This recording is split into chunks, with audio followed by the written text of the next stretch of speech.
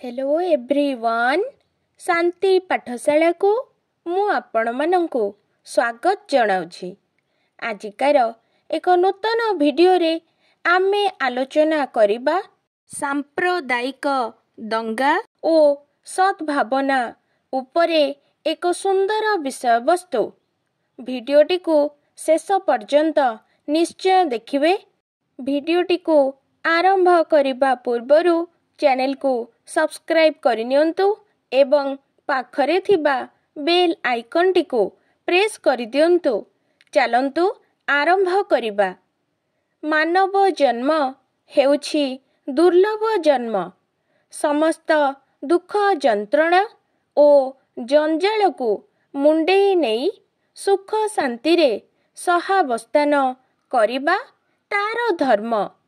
से केवल निज पई जन्मी न थाए, परिवार समाज देश जाति पाई सत्कर्म करी समस्तंक भितरे एमिति किछि सद्भावना रखी ता दुर्लभ जीवन को सार्थक करी थाए।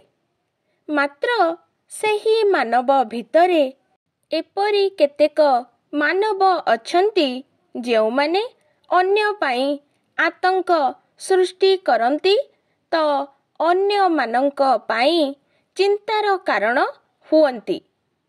आजि समग्र विश्व संत्रासवादर कार्यकलापरे आतंकित। प्रश्न उठे एभली परिस्थिति उपजिला काहेकि?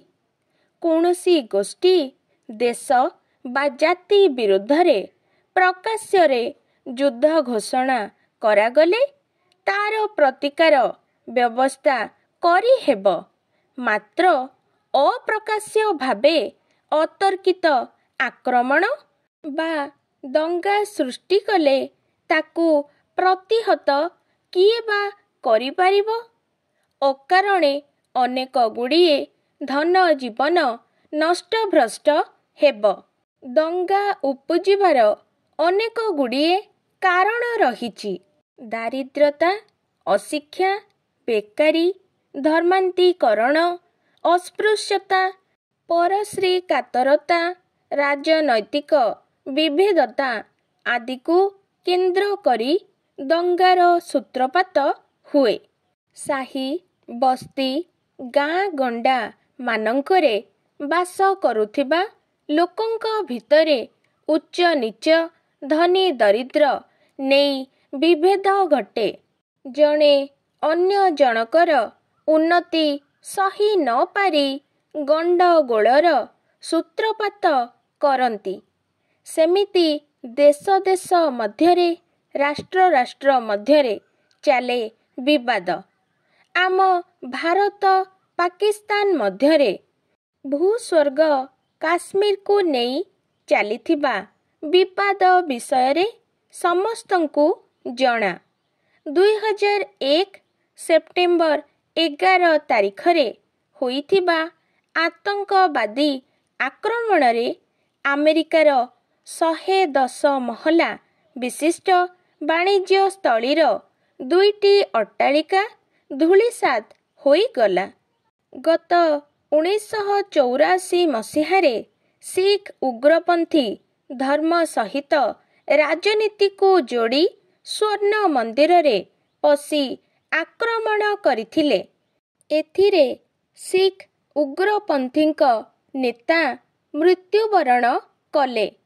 सैन्य बाहिनी रे तरुण सिख जवान माने विद्रोह कले।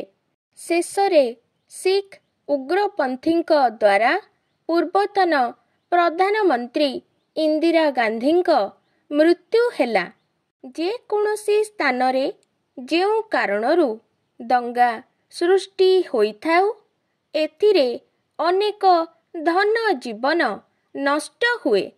साधारण जनजीवन विपन्न हुए। आतंकित अवस्थारे मनुष्य बंची रहे। मनीष अमृतर संतान। शांति मैत्री रे समस्तंकु बांधी रखिबा तार सहजात प्रकृति। तेबे ଅନେକଙ୍କ ଭିତରେ ଏଭଳି ପଶୁ ପ୍ରବୃତ୍ତି ଜନ୍ମ ନେବା ବିଚିତ୍ର କଥା। ଏଭଳି ପୈଶାଚିକ ପ୍ରବୃତ୍ତି ମଣିଷ ଭିତରେ ଜାତ ହେଲେ ସେ କେବଳ ଅମାନବିକ କାର୍ଯ୍ୟ ହିଁ କରିଚାଲିବ।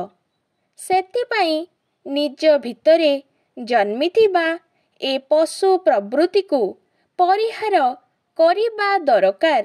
ଆତଙ୍କ ସୃଷ୍ଟି କରୁଥିବା ବ୍ୟକ୍ତିମାନେ ଚିନ୍ତା କରିବା ଦରକାର ସେମାନେ କାହାର ପୁଅ, କାହାର ସ୍ୱାମୀ, ପିତା, ଭାଇ, ତାଙ୍କର ଜନ୍ମଦାତ୍ରୀ କେବେ ହେଲେ ଏଭଳି ପୁତ୍ରଟିଏ କାମନା କରିନଥିବ।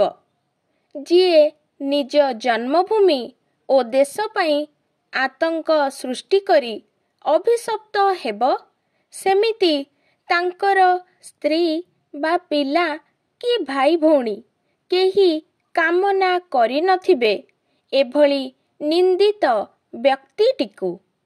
ପିଶାଚ ପ୍ରବୃତ୍ତିକୁ ପରିହାର କରି ଥରେ ଏହି ଶାନ୍ତି ଓ ମୈତ୍ରୀର ମୁଖ୍ୟଧାରରେ ମିଶିବା ଦରକାର। ଆଖି ଖୋଲି ଦେଖିବା ଉଚିତ ଯେ ଆମରି ମାତୃଭୂମିରେ ଭରି ରହିଛି ପ୍ରତ୍ୟେକ ବସ୍ତୁ। ତାକୁ ହିଁ ନିଜ ଶ୍ରମ ଦେଇ ସୁନ୍ଦର କରି ପ୍ରଗତିର ପଥରେ ଅଗ୍ରସର ହେବା ଉଚିତ। ଅସହିଷ୍ଣୁ ଭାବ ମନରୁ ଦୂର କରି ସଦ୍ଭାବନାର ଆଲୋକରେ ଆଲୋକିତ ହେବା ଆବଶ୍ୟକ। ଭାଇଚାରା ସୃଷ୍ଟି କରି ମଣିଷକୁ ଭଲ ପାଇବା ଉଚିତ। ଆଜିକାର ଭିଡ଼ିଓଟି ଆପଣଙ୍କୁ କିପରି ଲାଗିଛି କମେଣ୍ଟ ମାଧ୍ୟମରେ ନିଶ୍ଚୟ ଜଣାଇବେ ଏବଂ ଲାଇକ୍, ସେୟାର, ସବସ୍କ୍ରାଇବ୍ କରିବାକୁ ଜମାରୁ ଭୁଲିବେନି। ଧନ୍ୟବାଦ।